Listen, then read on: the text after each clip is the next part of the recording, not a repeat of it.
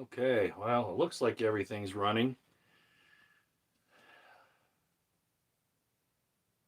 I do believe we're live. I'll know in a minute as soon as I see a couple of numbers there in the icons. No sense starting before, I know that it's really going up. I turn on, as I said in the last video, I turn on my laptop onto the internet right away, but it drains the internet connection that takes up bandwidth. So I figured I'd wait and wait till we get to the point where I can actually look at the chat.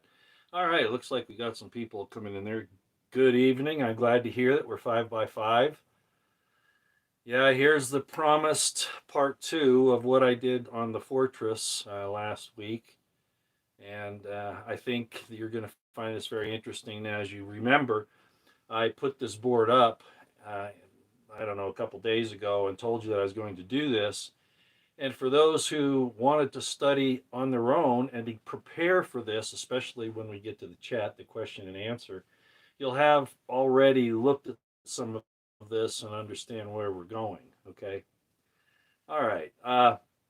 As I did before, I am also recording this on a video camera because I don't know what will happen during the process of live streaming this. I might lose the connection or whatever. If I do, I'll just continue on with the video camera and load it up as a recording later. But hopefully, we won't have to do that. Okay. All right. Wonder why I dress up? Well, I used to do that all the time. Whenever I did any kind of a video upload, or if I was in the studio, I try to respect my audience by dressing up a little bit. And I kind of got out of the habit of that primarily because a lot of the things I did were spontaneous, kind of on the spur of the moment, or because of a certain window I had to work with, I had to rush. But on these, particularly these subject matters that I'm covering now, I think it's kind of not just a respect to the audience, but a respect to the subject and to the creator, is how I look at it. I've got a drink. You're not going to believe what it is. No, there's no alcohol in here. When I do spiritual discussions, I don't do that. But I am having something I haven't had in a long time. Dr. Pepper. I know. It's poison in a can. It's got sugar in it. It's got high fructose corn syrup. I know. But I'm very frugal on how much I eat, and especially how many sweets I have. I hardly have any. And so I figured, well, tonight, there's a little caffeine in it. It'll kind of keep me going, and it's keep my throat moisturized to some extent. I know it'll dry you out if you get too much of this, but man, I haven't had it in a long time. It's really good. Mm. Okay, well, let's go ahead and get started. It's really warm. We're really hot right now. I have the air conditioner on, but it's warming up quick, especially with the lights in the room. But I tested the camera and the sound with the air conditioner on, and the background hum was just too much. So you'll have to forgive me if I look a little warm because it's going to heat up real quick. But that way, at least you'll know, maybe why I'm sweating. It's not because I'm nervous. All right, if you can understand what I'm saying there. A lot of you who live in hot places, you'll know what I'm talking about. So at any rate, I cooled it down as much as I could before the show, and the air conditioner's turned off now, so we don't get that background hum. All right, a lot of things I could talk about on the political military side of things. We're not going to do that tonight. Remember, this is a spiritual discussion tonight. So and I asked when I put up the preview for this that we keep inside the subject matter. Last time I had somebody write into the chat, well, what about this particular book of old text? How does it play in? What about, for instance, the book of Enoch, the book of Jasher, and all of that? And yeah, sure, those have an impact, but I don't want to get on that subject matter tonight. In some ways, this is connected, actually, in quite a few ways, but I want to stick with the actual thing that I'm presenting. So if you have questions about the Hebrew letters, if you have questions about how I come about this, we'll talk about that. If you have questions about How does this impact who we are, where we come from, what we're doing here, and where we go after this? Those kinds of questions, okay. And then you kind of get into Enoch, but I don't consider Enoch to be anything more than a commentary kind of material. Um, and a lot of people would say, "Oh, how come?" The Book of Jasher the same way. Now, a lot of these books they're great, as Dr. Michael Heiser said. We need to study all those old books, that weren't included in the Bible because they do impact. As a matter of fact, he did a very good presentation on the fallen angels, and and I'm not going to get into that tonight to too great a detail. But what he said was, is we really in Genesis we don't really get a whole storyline. We really don't know the backstory, and so it's a little confusing. And then in when Peter's talking and he's explaining it, he refers to some things that you don't really see in Genesis 6, and you wonder why. Well, it's because they did have these other source materials. Not saying that they were canonized per se, because there was no such thing at the time. And he also pointed out something that I've said many, many times, and one of the reasons why I don't hold the Bible as it is, as the immutable, ineffable, inerrant Word of God. The Word of God is there, but uh, it's gone through so many textual and interpretation changes. He talks about in his presentations, as I have, that the Bible as such didn't exist, and that there were all of these different written scrolls that were drawn from. The only one that we're absolutely certain of, that I'm aware of anyway, because we found it in the Dead Sea Scrolls, is the book of Isaiah. But we're talking about later in the Old Testament period at that point in time. So, but when we go back further than that, history and the fact that texts, different areas had different texts. For instance, when the Septuagint came around, a lot of the rabbis didn't like that, so they wanted to go to the Masoretic text. They wanted to create that, and that's just another example. And I'm not going to get into all that tonight, but there are a lot of these different things that impact how we understand the Bible. And unfortunately, like I said, with Strong's and Gesenius, as good as they are, the Strong's being the concordance that shows you what the Hebrew and Greek words mean, Gesenius being the Hebrew lexicon, so you can look these words up in the Hebrew and the Greek. And I'm a little suspicious of the way the Greek is, but anyway, they were impacted on how they translated the words in the Bible and the emphasis they gave them based upon the pressure that they were put under by the Christian institutions, as I said before. So, as I've shown in the past in my religion spiritual series, as you'll notice it's called, I thought I just called it the religion series, and I checked it and I said, no, I said spiritual religion spiritual series. So that's good. That's really what it is. Is religion kind of gives you the idea of institutions, and religion means regulation, means control. I don't know if you knew that or not, but it does. So, at any rate, these different books all impact on how we understand things, and they can fill in the blanks. But and I'm not saying that we shouldn't look at those, because obviously I do. I've looked at Enoch, I've looked at Jasher, I've looked at the Maccabees, which are not in the King James version; they're in the Catholic Bible. And there's another example. The Catholics have some things that the King James doesn't. So you see how all of this kind of, you really have to be careful about how you get dogmatic on doctrine and understanding, because it really isn't the way that people believe it is, as being totally, absolutely the inerrant word. And that gets people upset, but it's just the fact of the matter. So what do we glean out of it when we're studying it? Basically the same thing I've said before. Overall, the overall overarching storyline and moral, ethical, theological, in the sense of that there is a God, concepts. Even the Hebrews didn't understand it. They argued over whether it was the Elohist theory. If you don't know what that means, you can go look it up. I've talked about it before. Or I should say, the Elohist ideas, or the Yahwist ideas. Even there were difficulties there. There are scriptures that show that God appears as a man, or at least the angel of the Lord appears as a man, who is, and we're going to actually get into that to some extent here, as you'll see in a minute.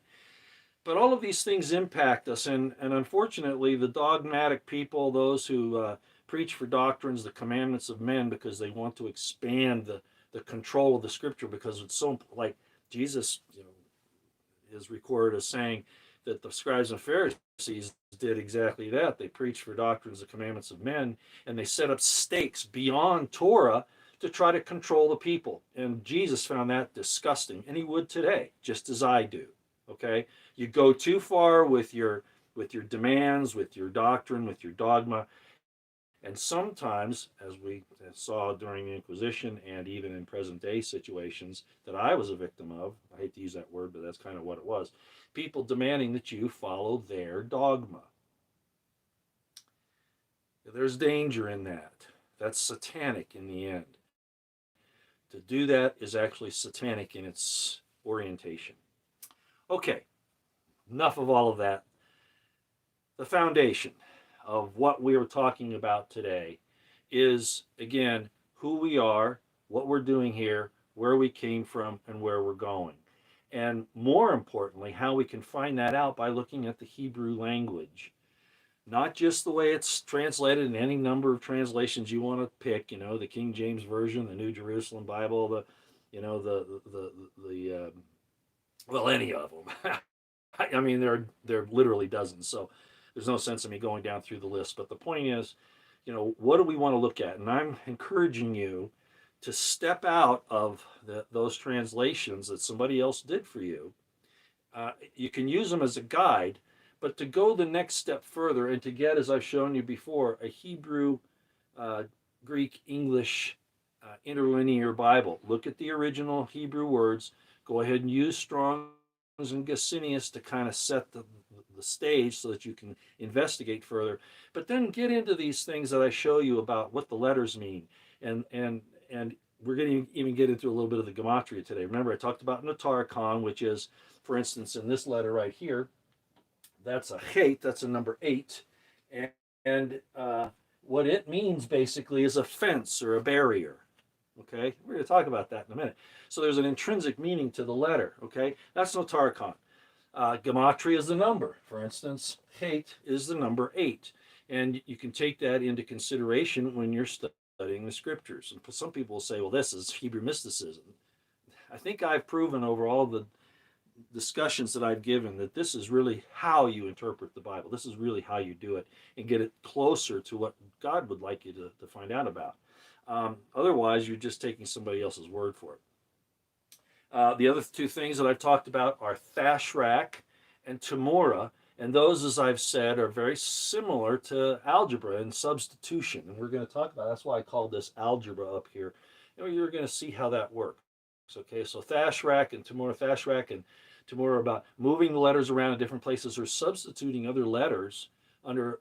It's not random. A lot of people think this is random. I mean, if you go through, for instance, when I talked about the ab and the last video, and I put together the bait from ab, right, and the mem from you'll notice that they were the second letters in each of those two words. So it's not a random thing. I mean, you can make any word up you want if you go along the scripture and just pick out letters. I mean, that's not, there's a system to this, and that's why I show you what that system is. Okay, it's not a random type thing. There's actually an organized way to break it down and understand it. Okay, so that's what we're going to do here tonight.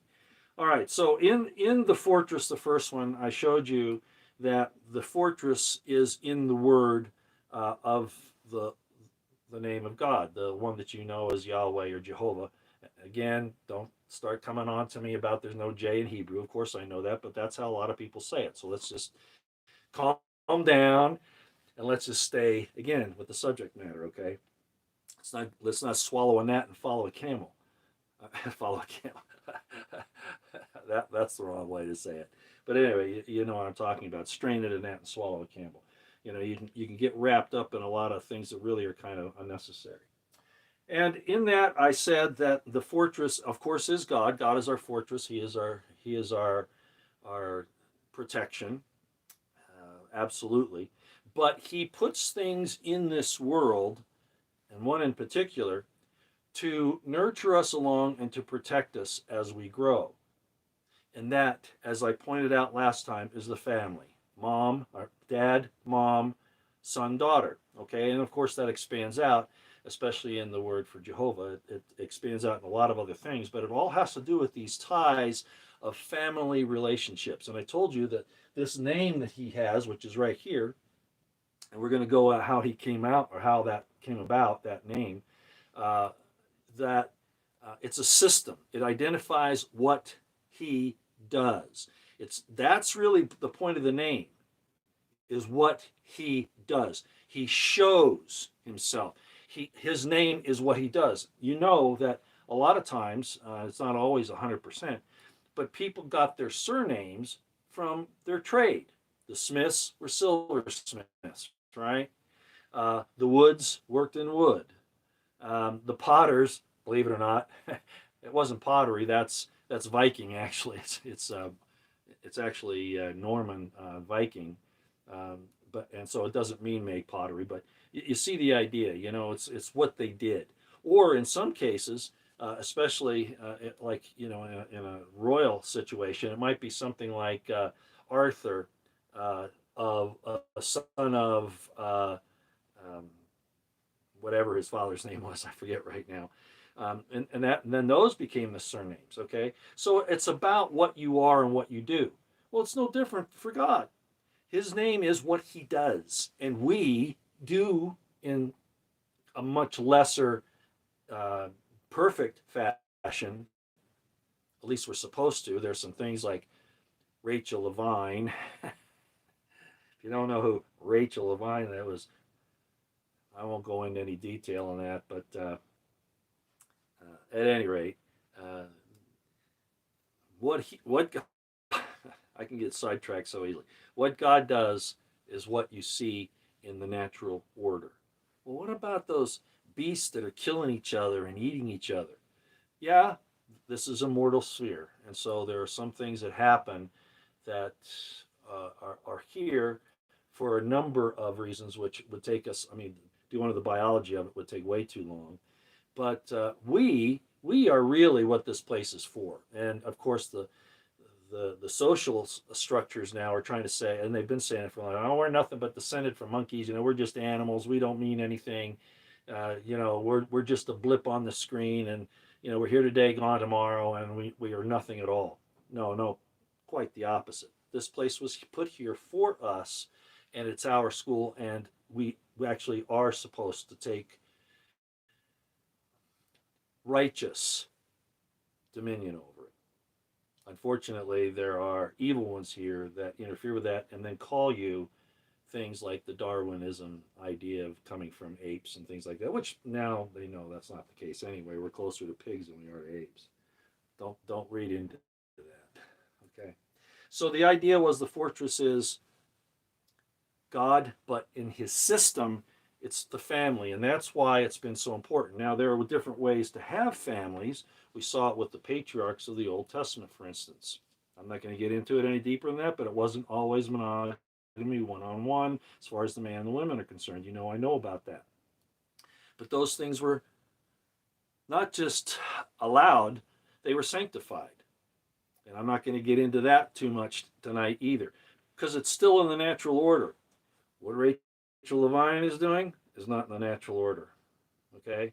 It's contrary to God's system, and it's a rebellion. I'm not going to say any more about it because they might take my might take my video down. Okay, so the fortress, part 2. Algebra. I bring up the word algebra.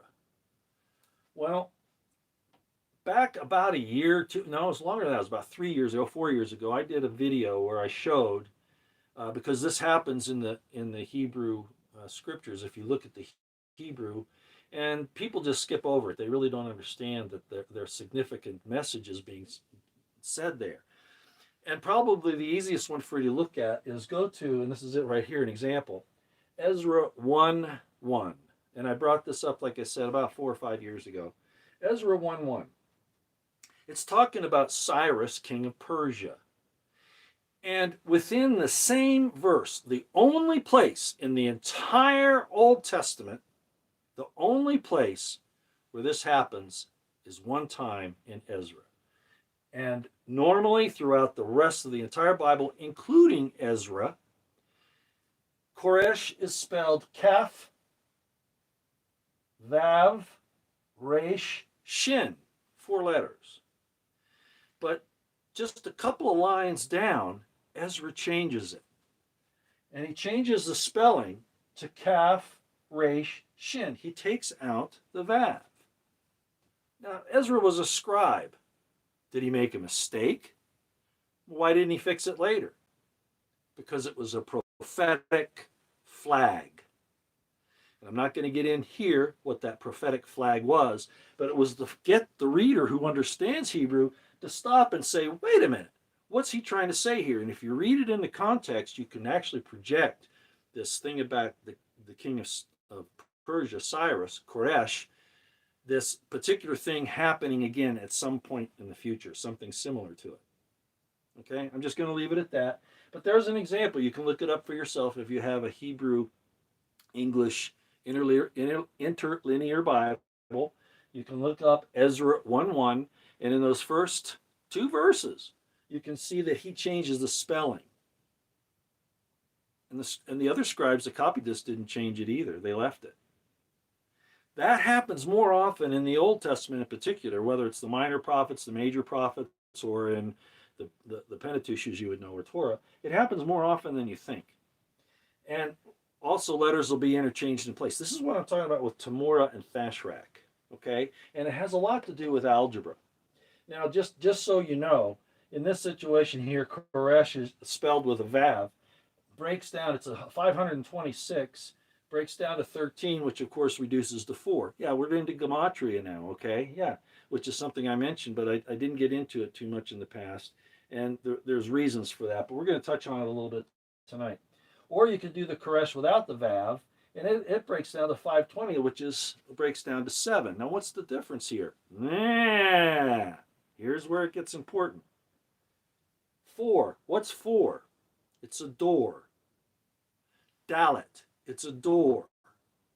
What did Koresh do for the Jews? For Ezra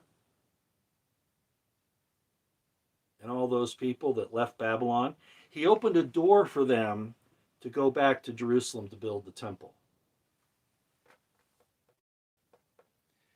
But the Koresh that's mentioned in the next verse is spelled differently, and it breaks down to 520, and that breaks down to 7. What is a 7 in the Hebrew?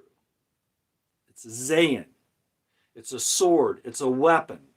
In other words, there's going to be some vengeance. Do you see how important it is to get to the original language? And it gives you a better insight into the prophetic word. So that's an example of Thashrak Tamura, kind of. Let's go up here now, and I'm going to show you some math. Yeah, I took math in college. I went all the way through calculus. Actually, I went into analysis, calculus, and a couple other things. But we're going to keep it simple, all right? Algebra. A plus B equals 2. Pretty easy. I mean, you can look at that and figure it out in your head, all right? Let's just say that A plus B, and you're given 1 plus 1, right? Or 1.5 plus 5. Now you can substitute down here, A plus 1.5 is equal to 2, right? Well, what's A then? Well, it's 0.5, right? That's algebra.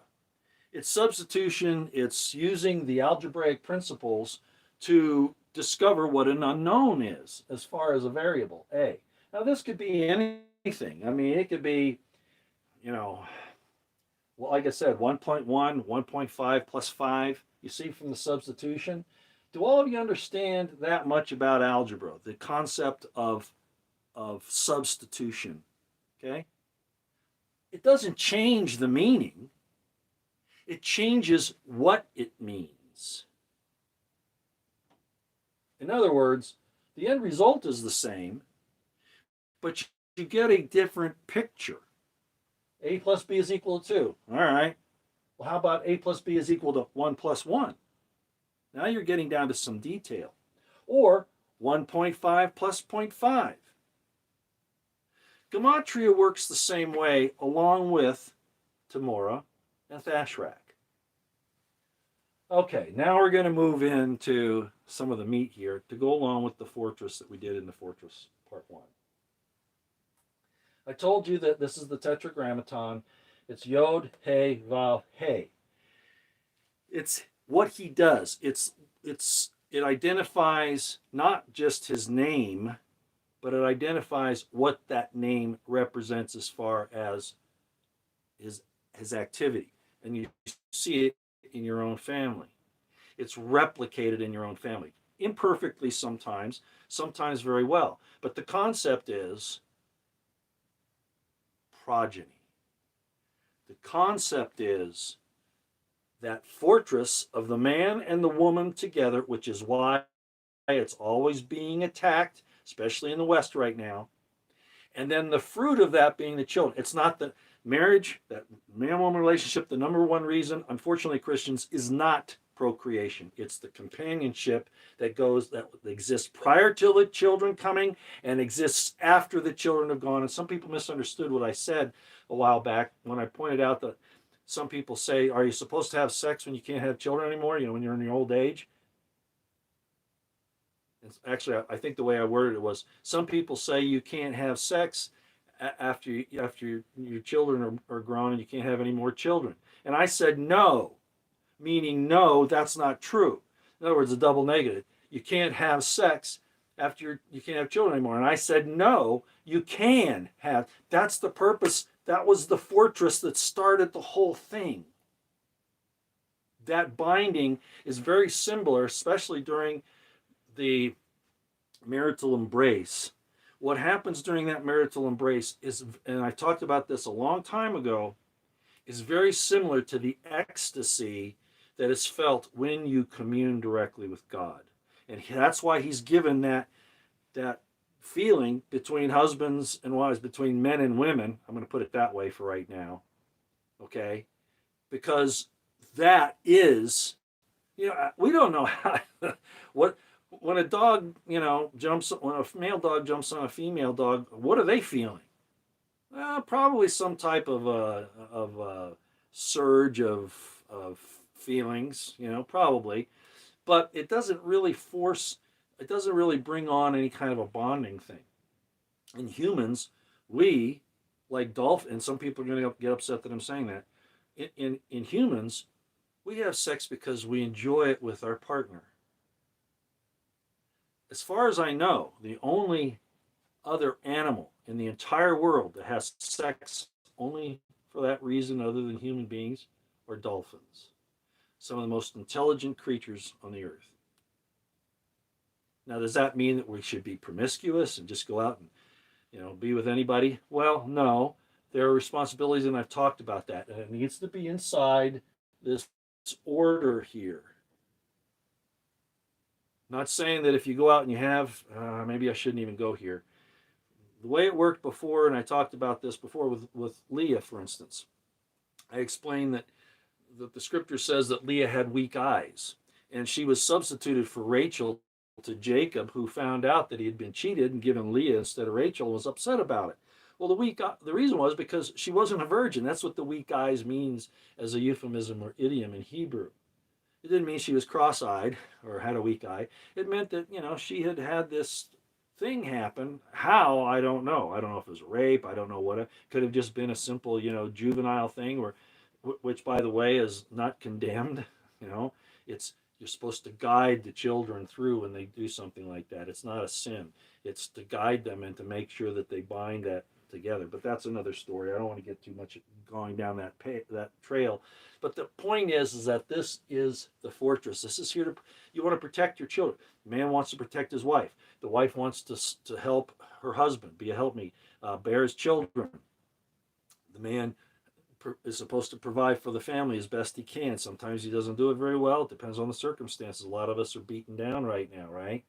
And then you have the situation where the children pitch in too. But now we have, the children can't work, and that's child labor. You can't do that. Well, this is all nonsense. The family is a unit. It has a right to work together.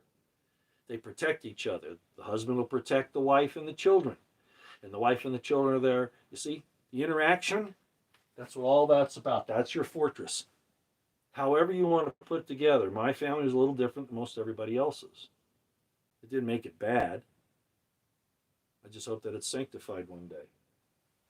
Okay, so basically, this is Yahweh, Jehovah, as most of you would know. And then the question comes up, well, now wait a minute. Didn't didn't God tell Moses that his name was I am that I am? Where did this Jehovah thing come from? Why did that come in later? Actually, it was there already, but I'm going to show you the breakdown on this. And those of you who've had this may have looked it up. You notice I have some notes here on the side. This can be interpreted in so many ways. We don't have, I mean, I could spend an entire university course just expanding this name using the Tarkhan and Thashrak, Tamora, and Gematria, and expansion, which I won't get into tonight, the distilling of the meanings. I can get into um, into how expansive this is and how many different meanings there are. But we're just going with the father, mother, son, daughter at this point, but there are others. But the point is, at the very simplest level of this, and this is, the rabbis don't like me showing you this stuff, okay? As I've said many times, but this is the apocalypse. This is the time of the revealing, both the good and the bad. This is when you find out the truth and the error. This is when you should, when they're trying to stop you from learning, stop you from questioning, stop you from calling their bluff on their trying to make their authority the science. This is when you call their bluff right now. This is when we do it. When they're saying that the family, the man-woman relationship, and those children, that's all a social construct. No, they're making a social construct. They're lying, and they're trying to destroy you. This proves it. But going back to what it means, at the very basic level, this yod at the very beginning here is a third person he. All right? It's third person. So this part, the hey, vav hey, that's existence, is. So basically, at the very basic level, God's telling you he is. He exists. Now, does that change the mother, father, daughter, mother, father, son, daughter thing? No, it's all intrinsic. It's all together there. But in a simple reading, Jehovah means he is. Well, remember, God told Moses his name was I am that I am. That's how it's translated. That's not really how it works. But let's break it down into the Hebrew.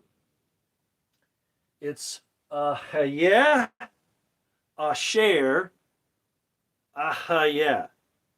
So I am which I am, or that I am. But in reality, the way it's really to be translated is I will be whom I choose to be. Uh-oh. Uh-oh. Why did God say that Moses was a god to Pharaoh? What is this Holy Spirit that came and fathered Jesus?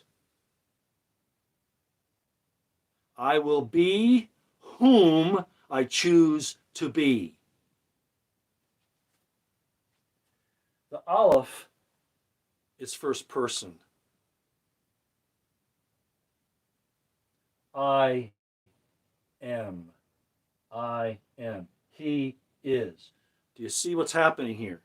So when God said, Ahaya, Asher, that which, Ahaya, I am, it goes right back in to the Jehovah.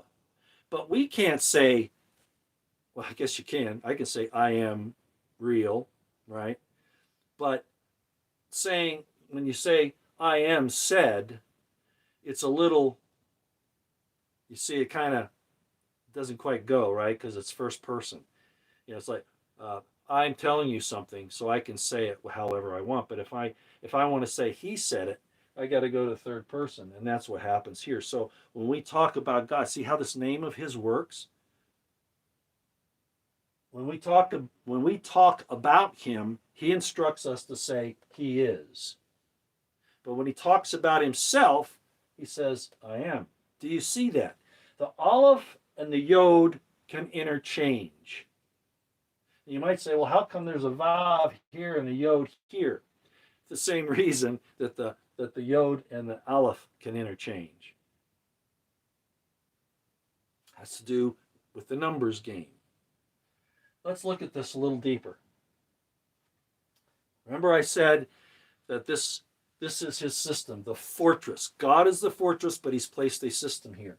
When we break this down by gematria, Hey is 5, Vav is 6, Yod is 10.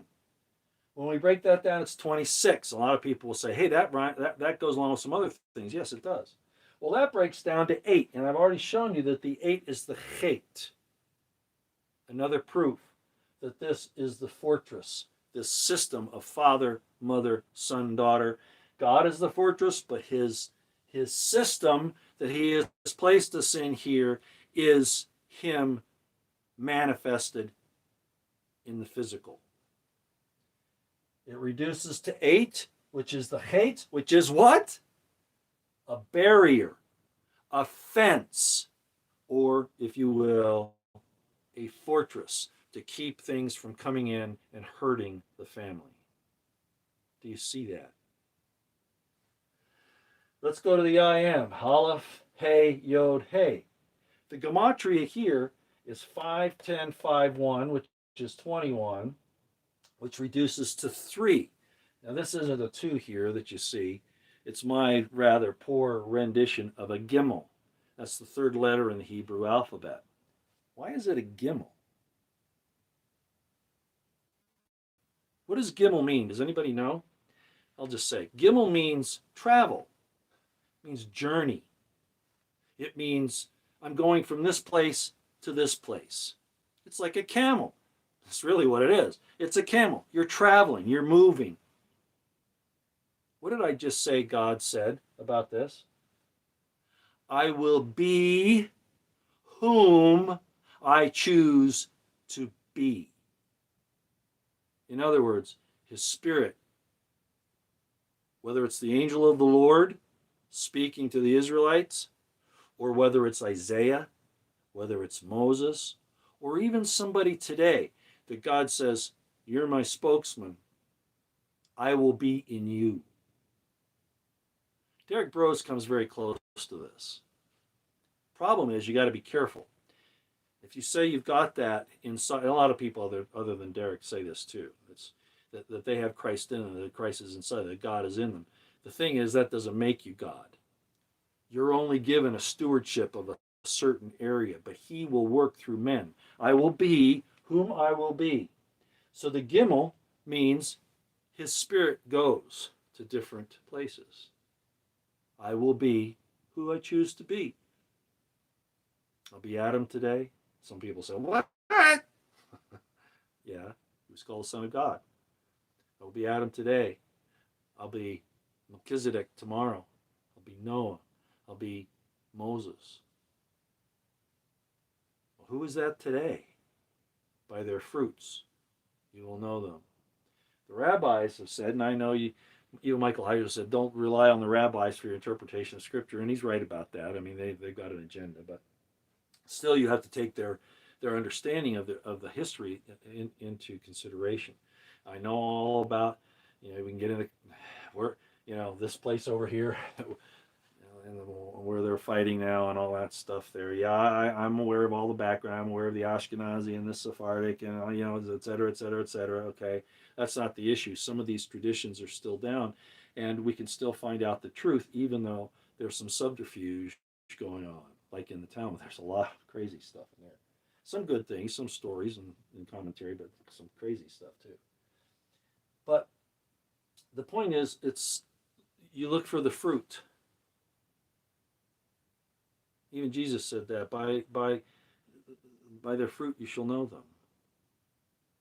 And he also said, and I'm quoting him here, but I don't know that he actually said this, but it kind of fits into all of this that we're talking about here. When he was leaving, he said, greater things will you do than I have done, because I go to the Father. What does that mean?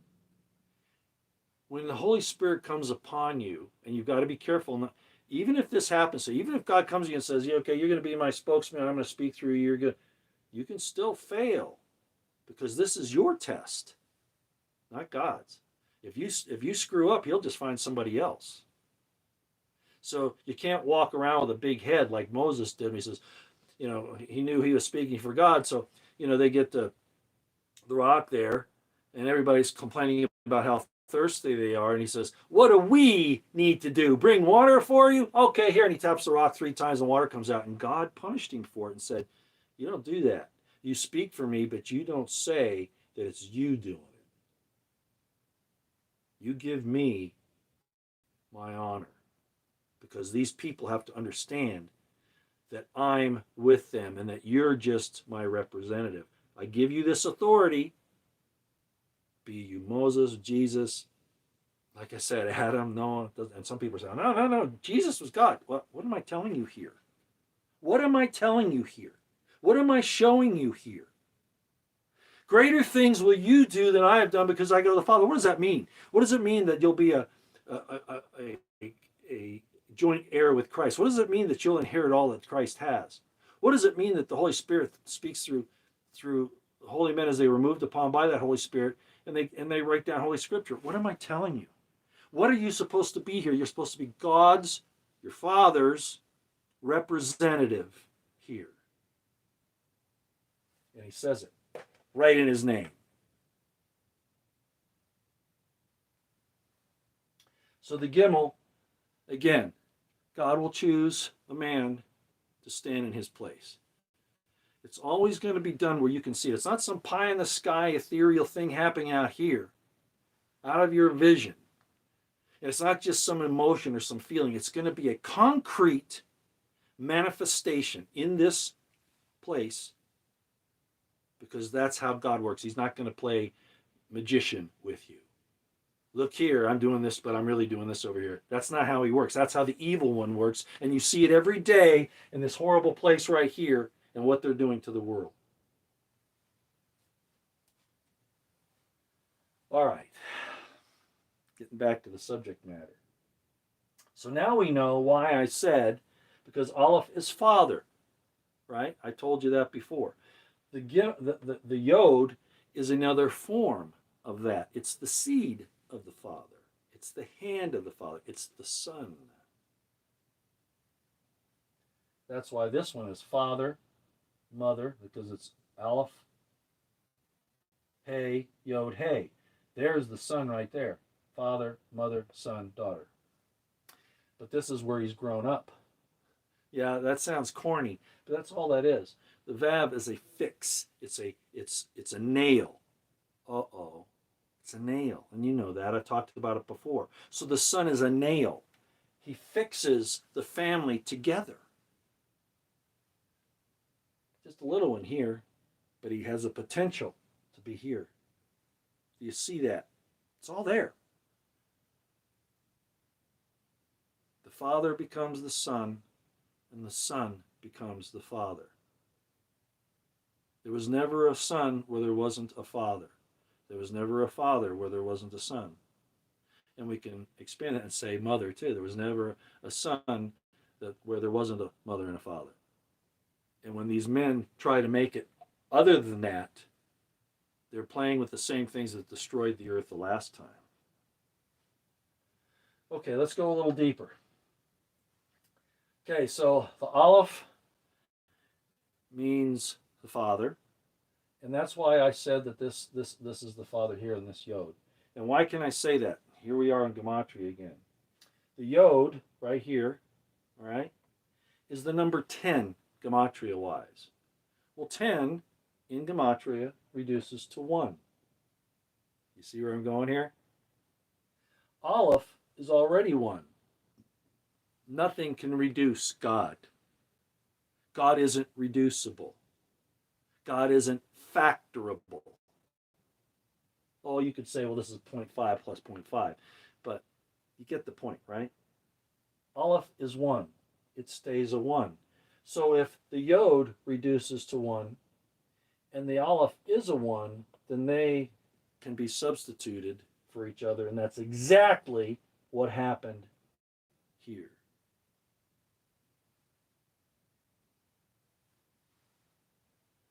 The aleph and the yod are interchangeable in this particular part of the system.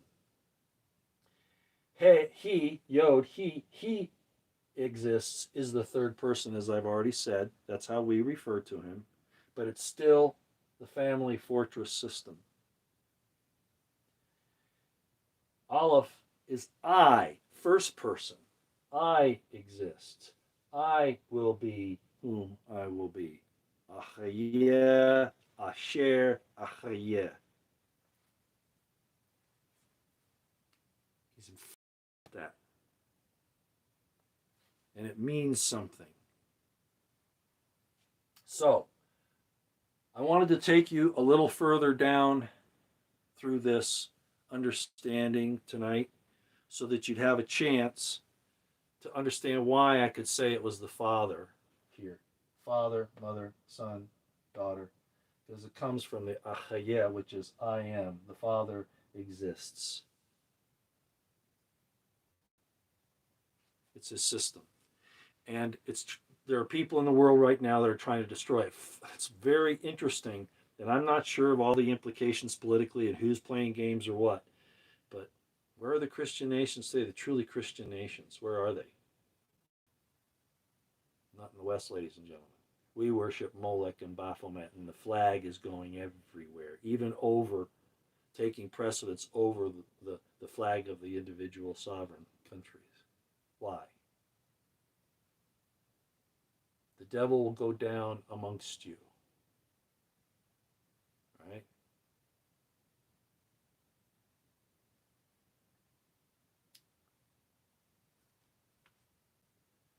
This means something, ladies and gentlemen. I wanted to show you this will be pretty much, this is where we'll end the information on the fortress. I hope that I've explained it well enough. I hope you can see the correspondences, the correlations, the promises. If this is true, then there's something about if you are really in love with your spouse, if you have really dedicated your and I'm just going to use it in the monogamous sense. If the husband really loves the wife and the wife the husband, God's not going to separate that. I mean, you might be separated for a time here for any mortal reason of circumstances, tragedy, getting stuck on a desert island somewhere because your plane crashed, who knows? But that binding to you, this is promising to you that it's not gone. That if you want it to be in God's image, even God won't stop it. He can't, because then he would no longer be truth.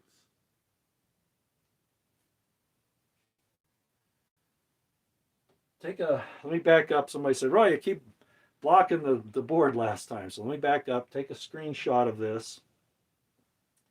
Keep it with the other one. I'm really pulling back, ladies and gentlemen. As you know, I'm really pulling back.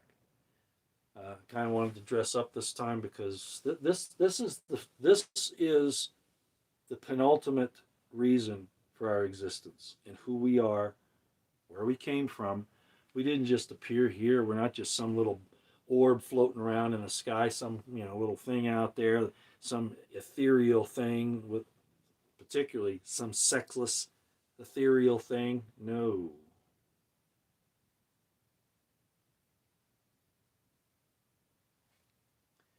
The greatest joy you will ever have will be to be inside the system, to reflect God's image. Tselem. Did I not tell you that before? It doesn't mean like an idol worshipped. It means be the righteous judge in this world. Be in this world and be righteous and judge it properly. That's how God wants you to be in his image. And he says, this is our blueprint. This is our fortress. This is our foundation.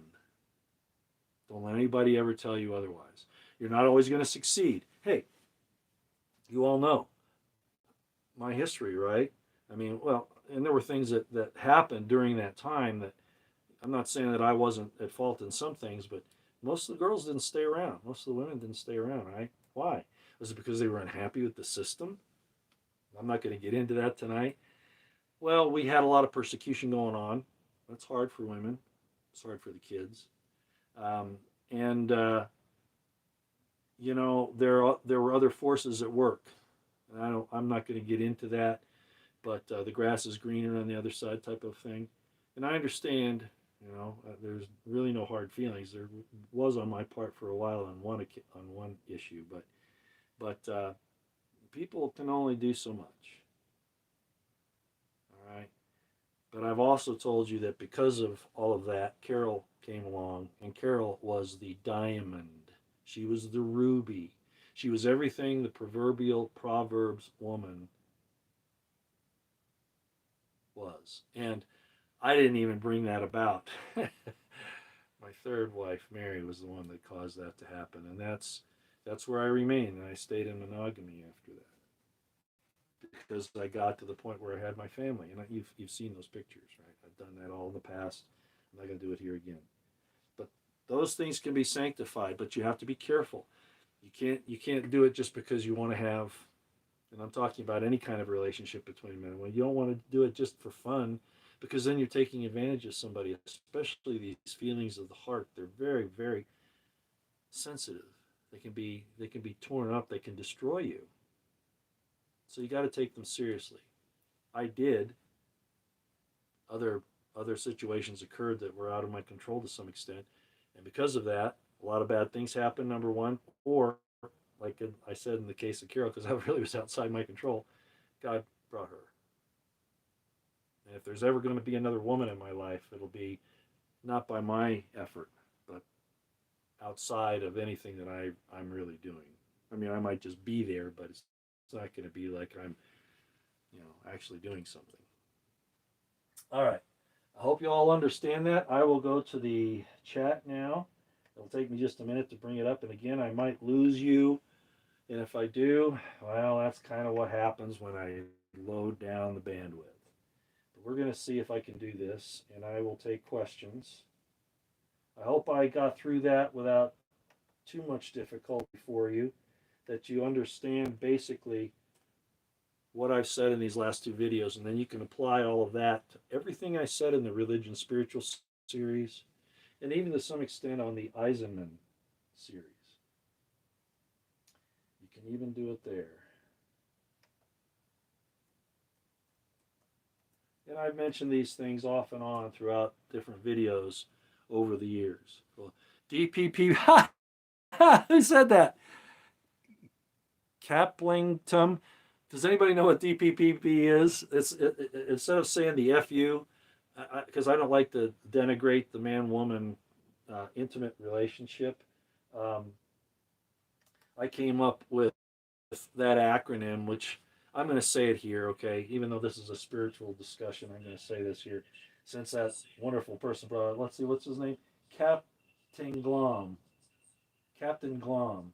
DPP Trump. Hey, that's good. You must have been around for a long time with me. Yeah, DPP means donkey phallus posterior penetrated. I think that fits a lot better than mocking the man-woman intimate relationship. Okay, that's why I do that. Thank you, Captain Glom. I'm glad you brought that up. April, outstanding. The grass is green where you water it. Exactly. April, that was beautiful. That's exactly right. If you want your grass to be greener, you don't look to your neighbor's yard. You take care of yours.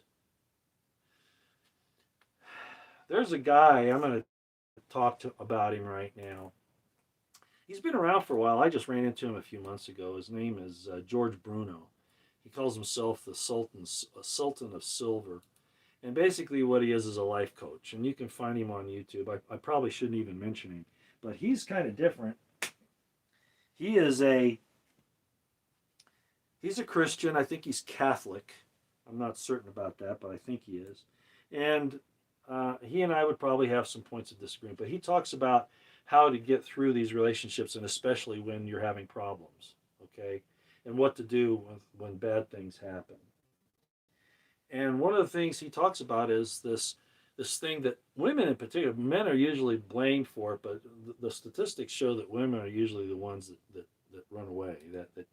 And I have a friend, a personal friend. He may even be watching here, and he'll know what I'm talking about. Uh, he had plenty of money. He was a real man too. He did manly things. He just did very well through in his life, and his wife decided that she wanted to have somebody else's organ, and so she divorced him. Something about the statistics say that most divorces are started by women, and the reasons are not very good. And the point is, as April just pointed out, they're looking for something. The idea of hypergamy, of work instead of working together, they want to jump ship. I know there are men that do that too, but it's different for men than it is for women. Anyway, as April is saying here, water your own lawn if you want it greener. And this George Bruno guy, he makes a very good point. He says, rightly so, even in the scripture, it's in Proverbs, I don't remember the exact chapter or verse, but it says that a foolish woman burns down her house. We go to the next door neighbor's grassy knoll. A wise, good woman builds her house. As April just said, you water your own grass if you want it greener. Thank you, April. That was 100% fantastic. Yeah, that's usually true too. What looks like green grass usually isn't when you get up close. I know all that, and again, it happens with guys too. But in the system that we're talking about here, this idea, that's why commitment's important, and it has to be in the natural order. If it's outside the natural order, it doesn't work. I mean, it might seem that it does, but it's really not. And I'm not going to get into why that's the case. Your audio's out of sync. Well, I can't help that. That's YouTube. That happens all the time. All the time. It has to do with YouTube and the bandwidth. And I'm sorry that that's the case, but I can't do anything about it, John Curtis. But thank you for letting me know. Okay. Well, I didn't want this to be a study on relationships and life coaching, so let me not get there. Let me see if there are any questions about the subject matter here. Abba, Sandra Bland, Bean says Abba. Abba is exactly what we're talking about here.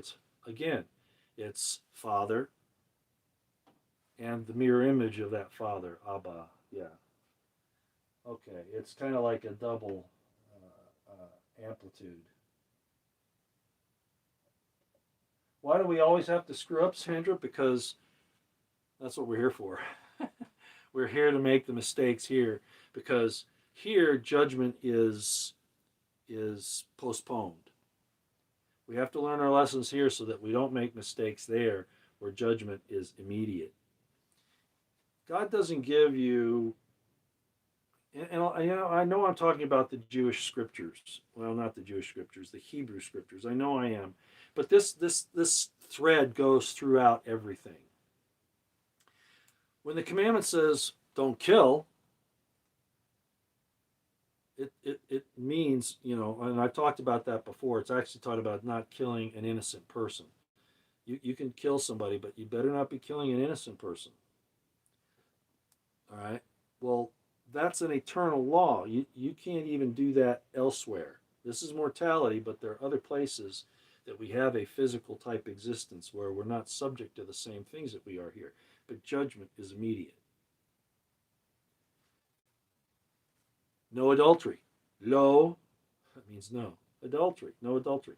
Well, adultery specifically doesn't mean, don't have sex outside of marriage. That's not what it is. Adultery and fornication, they're two different, well, they can be similar, but they're not the same thing. Adultery is stealing another man's wife, or a woman who's married leaving her husband for another man, or doing something with a man on the side. That's an eternal principle. In other words, it doesn't work just here. It's not for just here. It's the way his system works. Here, there, and everywhere. So when you get to the other side and you have your mate, hopefully you've learned enough here, and the spiritual experience and now the physical and the spirit being brought together on a permanent basis, which you may have had before. And this is kind of like some people call it a simulation. Not quite. I don't quite go there, but I kind of understand what they're saying. But when you get to that other place, if you do that there, you're cast out. You're done. The law has an immediate retribution. It's not suspended there. So, thou shalt not commit adultery is an eternal thing for you and your mate before you came here and after you leave here. However that works out. It might be the person that you married here isn't the person you're actually supposed to be with. Those things are taken into consideration. But you were created with a mate.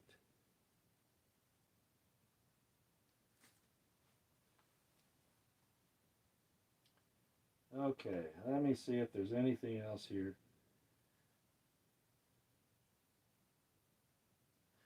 Yeah, that's right, Senator Bean. And I did a lot of subject under the Eisenman series and in the religion series about why the Eucharist is a problem. Okay, and I'm not going to talk about that here, but even the simulation of drinking blood and eating flesh is not Hebraic. And it's not the way it was. But I don't want to get in there now. It's in my religion spiritual series and in the Eisenman series. That was added by people later who brought in the same, basically into the Christian world, the same thing that we're seeing now with this TRANS stuff. Kind of the same thing.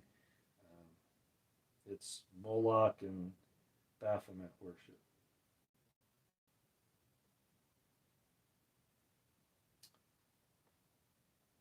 Whose system, Roy? I'm not sure what you're asking there, Sandra Bean. Anyway, I'm talking about this system here. What do you think of Zechariah 12:12 throughout? Are we living it at this time?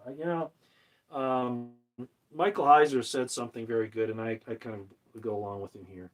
I've talked about eschatological things, um, prophecy, and things like that. And yeah, I'm a watcher. I'm making sure that I'm aware of what's going on. But the really important thing is to change you. This is all here. You need to look at this world. I had a sage tell me this once, and he was absolutely correct. He says, Roy, you've got to look at this world as it's here just for you so that you can learn about yourself. Be the change in the world that you want to see, basically. So that's what I think about all of those scriptures. They're blueprints. And this is the ultimate blueprint here. This not only God himself, but being in this pattern that has been set up, which is manifest to you every single day, even though there are people trying to destroy it. It's manifest to you every day. That's God's witness to you. And you should anxiously pursue it. And it's not going to be easy. When you get with someone, Jordan Peterson said he was talking to Matt Walsh, if you saw What is a Woman, which my remembrance for Carol was saying, this is a woman, right? I was kind of answering to what Matt Walsh was asking. But Matt Walsh, was talking to Jordan Peterson, and Jordan Peterson says, you want to know what a woman is? Marry one. And it's not going to be easy. And yeah, you might have differences and stuff like that, but as April pointed out here, you want to water your own lawn. You don't want to look at the neighbors and say, I like that, I'm going to go over there. What good is that? Not only have you ruined and burned down your house, you've ruined somebody else's.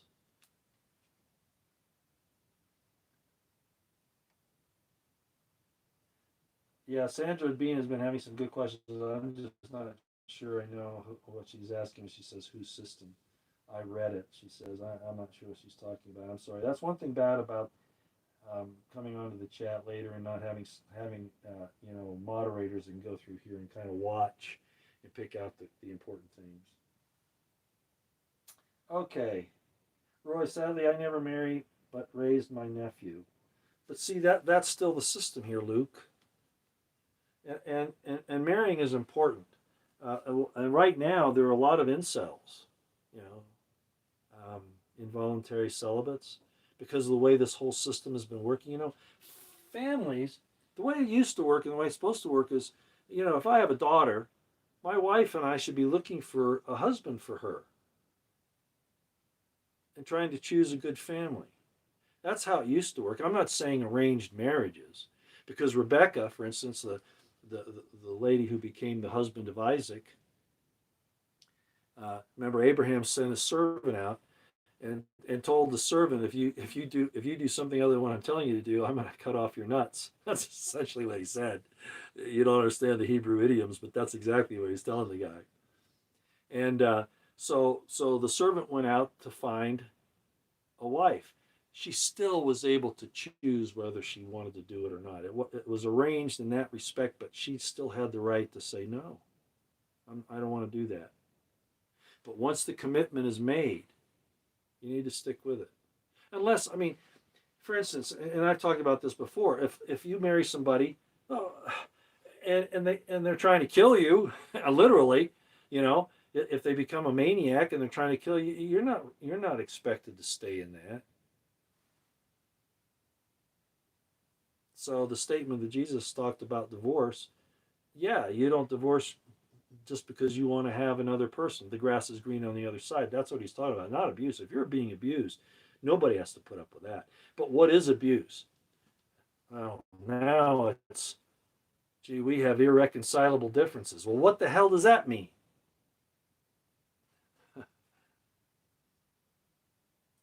Yeah, Kurt, no, I'm saying that. Yeah, I'm not saying it. Yeah, you can marry somebody that's a hellion. I could give you a couple of examples in my case, all right? That's true. But in the end, it's where your joy will be. The women right now, and the men, there are problems right now in our society, and there always have been. Look what the story of Adam and Eve is. You know, I didn't want to go here, but there are other levels of the Adam and Eve story. One is what? That Adam was willing to sacrifice himself to be with his wife, despite the fact that she had taken this other path. He was dedicated to her. But there's another side of the story here. And the other side of the story is what? Men, you don't submit yourselves to your wives.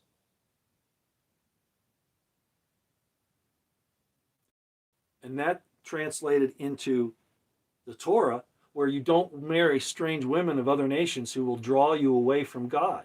It's not the woman that's the problem. It's not sex. It's not the man woman relationships. It's who the woman is or who the man is. That's the issue. I could get into the Adam and Eve thing even deeper, but I think you see what I'm talking about. Okay. Uh, you all know that, I had three wives, and then and because of all the persecutions and stuff, I mean, it was actually working out pretty well. And I know you'll say, well, is that in this system? Yeah. I'm not going to go into that tonight. Go look at my religion series and you can see it. But the persecutions were much, and then there were outside influences, and the girls just weren't capable of putting up with it. And then finally, there was some betrayal going on. But what was interesting is, and again, it was totally outside of my control. Carol was brought into the family, somewhat out of my control, and somewhat as a betrayal. Actually, it was designed to be that way, and then in the end, it turned out to be the very best thing, other than me losing her to the cancer. But what was done to try to go with this grass is greener on the other side thing, um, uh, actually turned around to be a blessing to me in the long run, and to Carol for that matter. Wow, question need a moderator. Yeah, I know, and I don't have a moderator on here. I'm still waiting for my husband. April, really? Oh, I'm sorry. Well, you know, like I said, it's hard. I've told you, I mean, I really enjoy the company of a good woman, but I'll tell you a story here. I think I started to tell it once and I got sidetracked. Not on this program, but at another time. I was working and I got to know, it was in California at the time, and I got to know these security guards that were there. And one night there was a shooting that was going on. I could hear the bullets whizzing over the top of my where I was staying. It was in this little trailer, um, um, travel trailer. And I heard the bullets flying over my trailer because they were shooting randomly. The security people ran up and they're banging on my door, Roy, because I got to know them. They go, Roy. So I answered the door. They said, Roy, what do we do? And I said, build a foxhole, dig a foxhole, and I slammed the door. Look at, I was just joking with them, of course, but the look on their face was funny. But I opened the door back up, and I said, "No, I'm here. Let's go take a look and see what's going on." And there had been a shooting, and somebody had been injured. But I was calm and collected because I had been under fire before. And after it was all over with, they came up to me and said, "Roy, are you afraid of anything?" And I said, I stood there for a minute. I said, "Yeah, I am. A nasty woman, a mean woman. That I'm afraid of." So, I've been dating, but it hasn't been real successful. It's been tough. Looks like we're having some problems in the transmission. Doesn't surprise me. We've been going for an hour and almost 15 minutes now. All right. Oh no, Sandra. No, I didn't have enough money. That's the thing. If you read my book, I Wed Three Wives, which you can get, by the way, if you go through my playlists you'll see where you can order my autobiography, and they're asking me to, and that's only up to 96, and they're wanting me to write from 96 onward, and I'm having a difficult time really deciding whether I want to do that or not. But you'll see in there, no, I lost everything. The the church involved, the LDS Church, the Mormons, the state of Utah, and not so much the federal government, but all of those entities and some others absolutely destroyed me, my family. They took everything from me. So it wasn't easy. It was a very difficult task.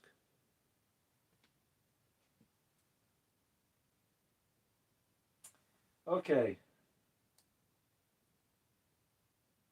So my point is, Paul says, "Oh, if you don't have a wife," he'll say to the guys, "If you don't have a wife, don't seek one.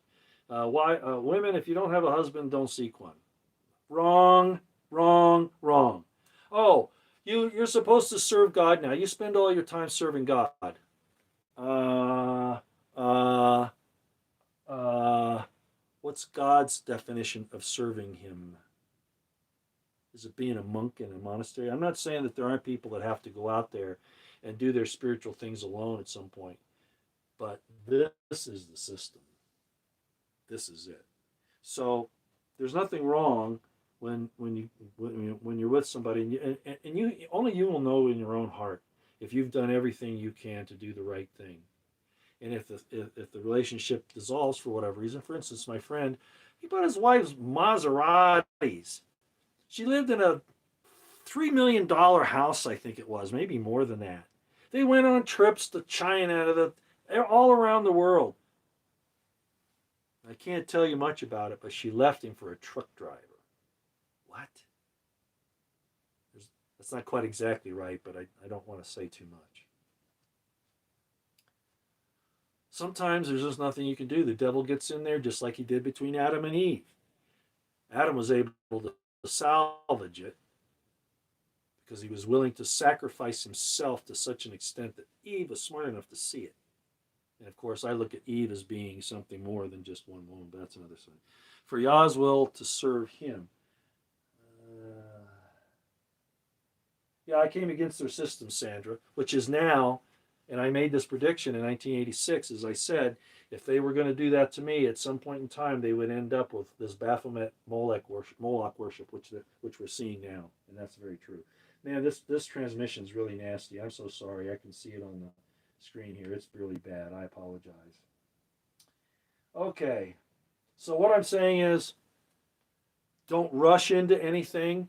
This George Bruno, he says, date long. See, how does he say it? Date long.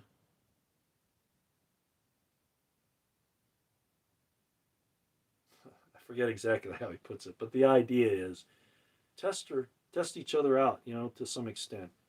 But once you make the commitment, it's really important that you stay there and not go to water somebody else's lawn. Whatever your vows are.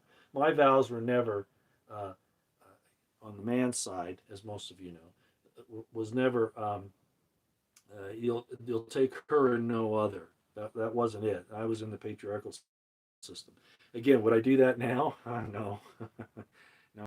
I had my kids. I've done all that.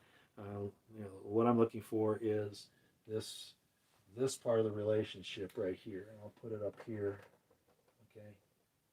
That's the one I'm looking for now. That's the man and the woman. Okay, I've done the other. I'm not saying that weird things can't happen, in eternity or whatever, but right now, but it's not easy. I mean, especially with being as notorious. I'm not just on YouTube and Twitter.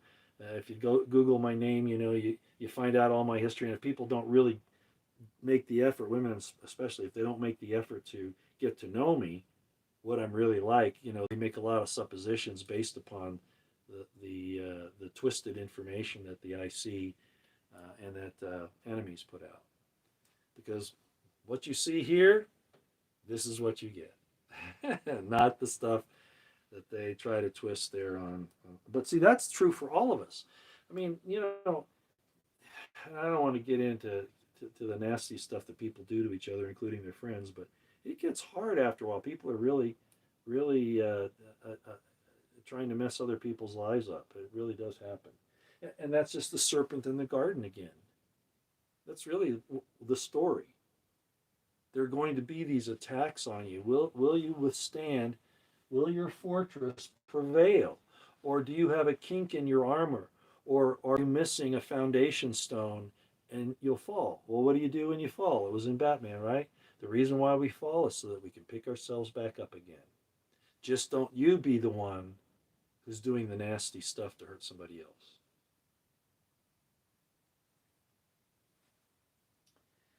All right. I think it looks like I don't really see any questions on the subject matter here, and I don't want to keep talking about myself or all that kind of stuff. I hope you understand what I've done here, and I hope you understand that even if like myself we're having a problem getting back into this, um, that's the image you want to be in. That's where you want to be. It's not the I see these videos and these Christians talking about, oh, that's loving man and woman, that's the lust of the flesh, and I've done videos on this incorrect idea of the lust of the flesh. It's totally incorrect the way most Christians interpret that, and I talked about that in some videos in the past. And some of these videos will say, well, it's only inside marriage, but then you got to understand what the definition of marriage is. And too many of them say it's going and getting a certificate from the state. It wasn't that way until just a little over 100 years ago. So what was it before that? You see, there are all kinds of problems with this. So that's why, whether I wanted to or not, I made a lifetime study with the experience at the same time. So I've learned my lesson really, really well. Now God will throw me a curve to see if I can hit the curveball. All right.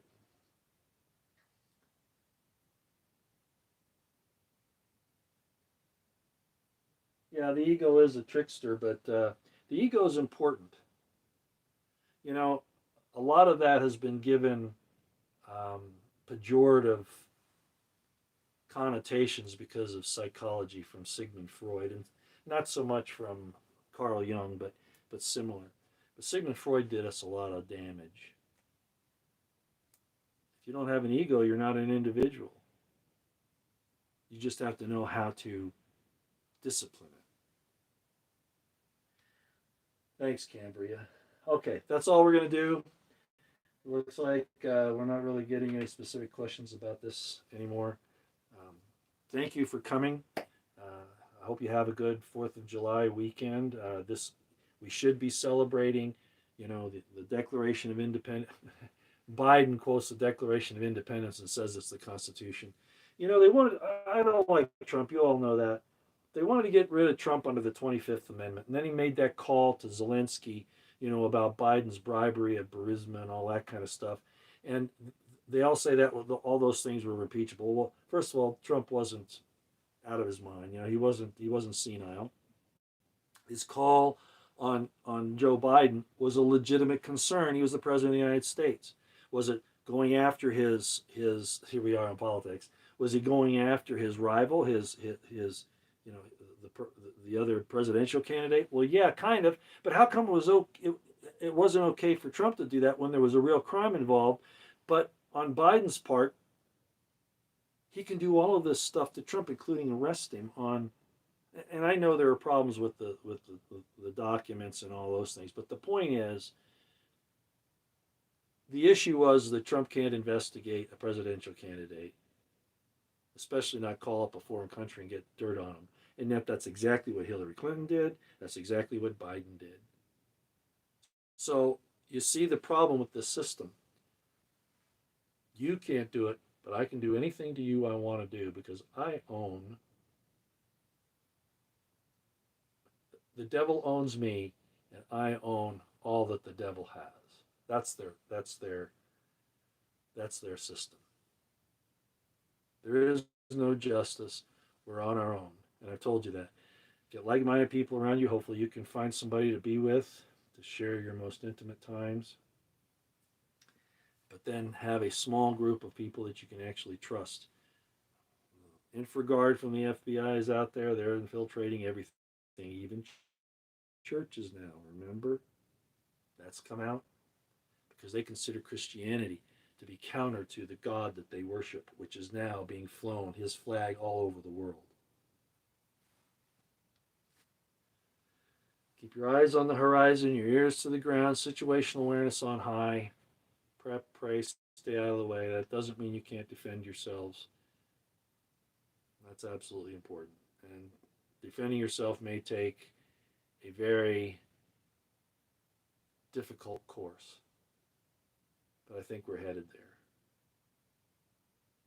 Thanks, ladies and gentlemen. I'm not sure when I'll see you again. I always say that. This is kind of the culmination, the pinnacle of where I wanted to end up, as I said, with my Remembrance of Carol. You can go back and look at that. You'll see from that I spun off into what I consider to be what I was really going after, what I was really trying to build in all of my YouTube and Twitter work over the years. Y'all take care, and God bless you, and Godspeed, and may He smile upon you, and you respond back with a smile as well. Next time, out here.